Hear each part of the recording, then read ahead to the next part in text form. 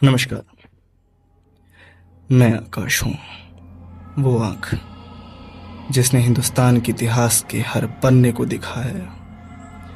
मैंने देखा है राजाओं के राज्यों को बनते हुए, बिगड़ते हुए।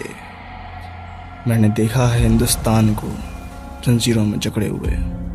तो मैंने देखा है हिंदुस्तान को एक समृद्धशाली राष्ट्र के तौर पर।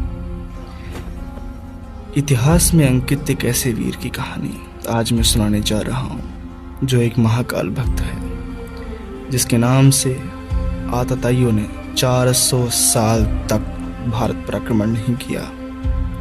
जी हाँ, मैं बात करने जा रहा हूँ बप्पा रावल के बारे में। उनका जन्म 1713 में हुआ था। भरत ऋषि के आशीर्वाद से उन्हें मेवाड़ की राजगद्दी मिली और मौर्य शासकों को हटाकर वे स्वयं राजा बने। उसी समय अरबी सेनापति मोहम्मद बिन कासिम भारत की तरफ बढ़ रहा था। उसने देवास में बौद्धों को हराया और वे आगे बढ़ता चला गया।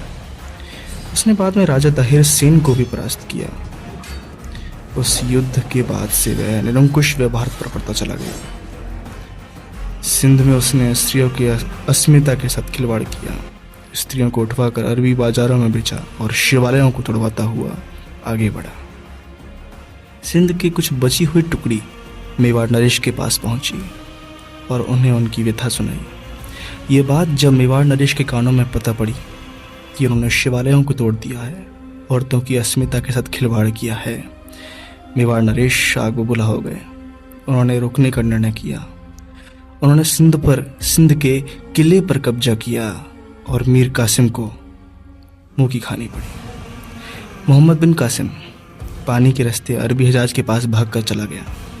बप्पा ने अकेले ही अरबी सेना को खदेड़ दिया और बलूचिस्तान के आगे तक सनातनी भगवा लहरा कर आ गए। अपनी आग बबूला हार से हजाज ने एक बहुत बड़ी सेना तैयार करी, जिसका योजना 2 जगह आक्रमण करने की थी। पहला मारवाड़ और मेवाड़। उस समय राजस्थान की 2 सबसे बड़ी रियासत मारवाड़ और मेवाड़ ही थी। राजस्थान टूटा, राजपुताना टूटा, मतलब हिंदुस्तान टूटा।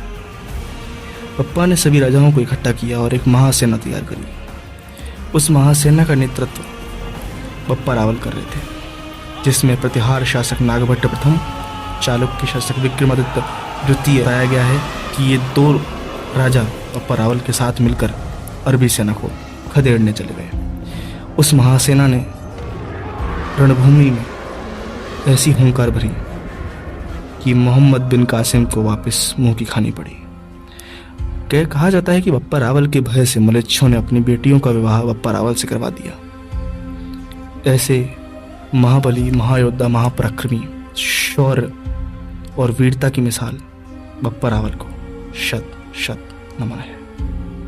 जय हिंद।